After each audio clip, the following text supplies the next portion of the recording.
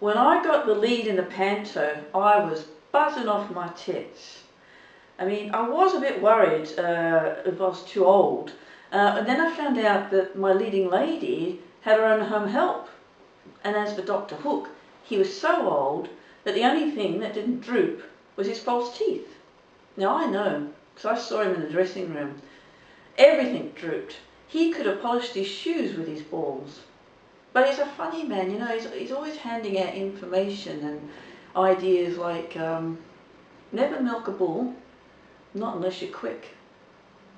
And if you do, don't drink it, because it'll make you sick.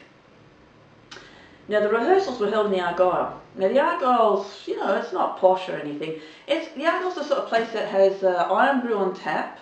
It's got karaoke on a Friday night, and it's got a barman called Shifty.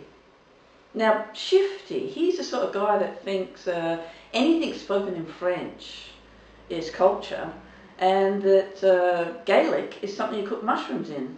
I mean, his idea of a buffet is to have a plate of chipolatas, cheese and onion dip, and a packet of Wotsits, with him singing My Way in the background.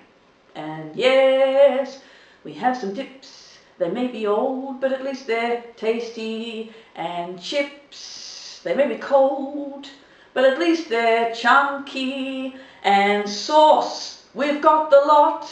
And may I say, not in a shy way, oh yes, I cook them all. I cook them my way.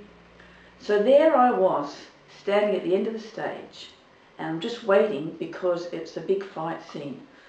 And I am feeling absolutely brilliant because I've got like the outfit on of all times. I've got my big boots on, and I've got this sword that has knobs for all occasion. I'm standing there, and this little boy comes up, and he looks at me in his big brown eyes, and he starts making jokes about wanting to handle my implement. Now what was I to do? He had the audience eaten out of his hand. So I give him my sword, and the next thing the bugger runs off with it. So what am I going to do? I'm standing there, I look around, and there's this blind man sitting in the corner. Well, he's not going to go anywhere, is he? So I grab his cane, and I run up on stage. And there's Dr. Hook having a panic attack because someone's run off with his Zimmer frame. So I take over. I stand up in the middle of the stage, pull out the cane stick, and it's collapsible. It's as droopy as a rich tea biscuit dunked in tea. So what do? I look up at the audience with a smile, stare at them and say, never milk a bull. Well, not unless you're quick.